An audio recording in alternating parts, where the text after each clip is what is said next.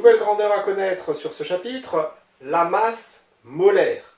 Donc, elle va être notée M majuscule, parfois appelée grand M, et elle va être exprimée en grammes par mol.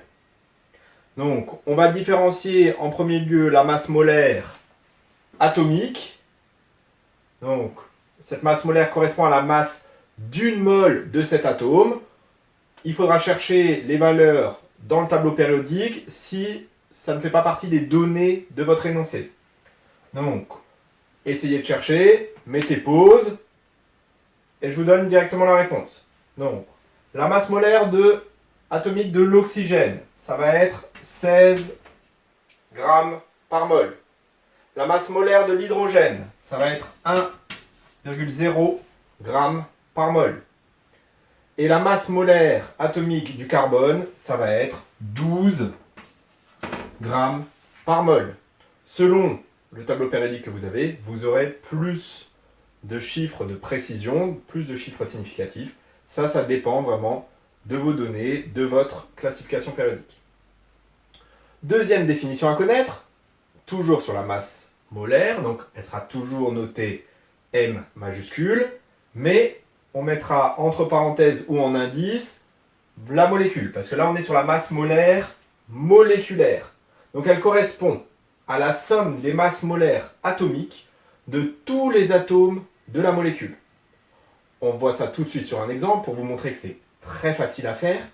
C'est que MC2H6O, ça veut dire que vous avez une molécule d'éthanol qui est composée de 2 carbones, 6 hydrogènes, 1 oxygène.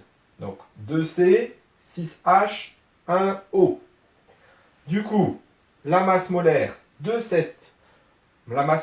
donc moléculaire de cette molécule, elle va être égale à 2 fois la masse molaire du carbone, plus 6 fois la masse molaire de l'hydrogène, plus une fois la masse molaire de l'oxygène.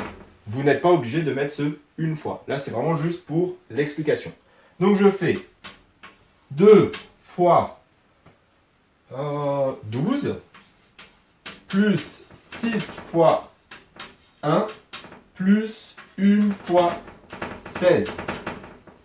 J'additionne, donc 2 fois 12, 24, plus 6 fois 1, 6, donc ça fait 30, plus 1 fois 16, ça nous fait 46